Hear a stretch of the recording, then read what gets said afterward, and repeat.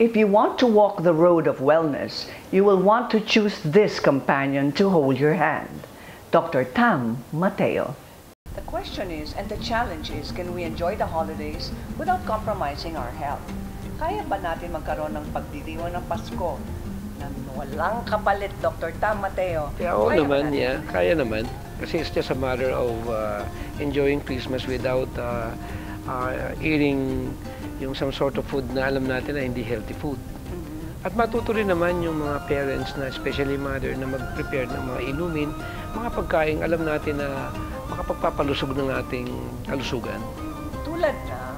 Katulad nga ng mga vegetarian. Kasi I'm promoting vegetarian diet, especially sa bansa natin. Kasi pag Pasko kasi, nandiyan na lahat yung mga lechon. Alam naman natin na talagang pinaliwanag na naman ng ating mga medical doctor yan na talagang marami na i-stroke na pag Pasko eh. Kasi unang-una, kaya ng maraming matataba, tapos maraming asukal. Pag nagsama kasi yung dalawa, matindi yan. Pabababae ng energy level and sugar. Tapos iinom pa ng mga inuming mga, alam mo na, merong alcohol. Tapos iinom ng malalamig. Ano ba ang ibig sabihin ng good nutrition? Pag sinabi natin good nutrition, ang pinag-uusapan natin dito, yung 6 nutrients na yun. For example, yung may water, may complex carbohydrates, merong protina, may essential fats, may essential minerals, and essential amino acid.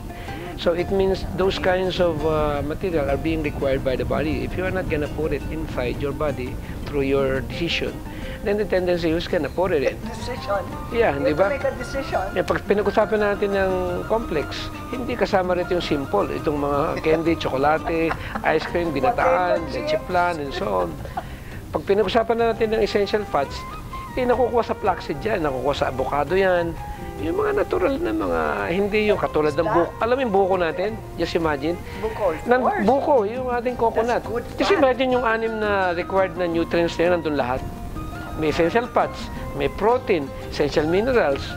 Just imagine, may tubig. So you're saying may carbo. So magandang tip ito for the holidays. Yeah. Tip number 1, buko. Take 1 glass of buko juice. Saka hindi, tatanggalin niya yung craving mo. Mapipil mo na full ka. Kasi naibigay niya yung need ng katawan mo. Oh, so kaya when you are eating, pag uminom ka ng buko, nawawala yung craving mo. Hindi ka hindi ka ma-overeat. Okay, that's a very good tip. Number 2? Yeah. Kunyari ng ating okra. Makikita naman nila sa internet ano nila yung benefit ng okra. Ay, grabe talaga. Okra water brings down the blood sugar? Yeah, it will help. Pero pag kinain natin yung green okra nyo, napakaganda yan sa blood, maganda sa diabetes, maganda yan sa immune system, maganda yan pang-regulate ng bowel movement. What about the buto inside? Kasi some people say, uric acid yan, hindi ko kakain. Hindi naman, malambot naman yun. Kung i-blend naman, wala nang problema yun. So it's okay? Yeah, it's okay. Yeah, enjoy and try to utilize our own products, especially sa bansa natin. Kasi whole year round naman ng ating bansa. Ang gulay at prutas, pagka whole year round, pwede mong kainin yan araw-araw, katulad ng pinya. But what about your live green?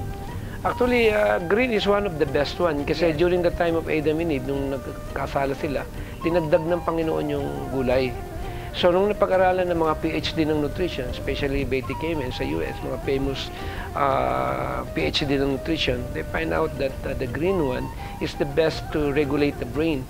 Kasi meron siyang tinatawag na kakayanan na para pabaitin ng tao. Kaya yung mga masusungit na misis, pag binigyan mo ng katas ng damo yan, babait.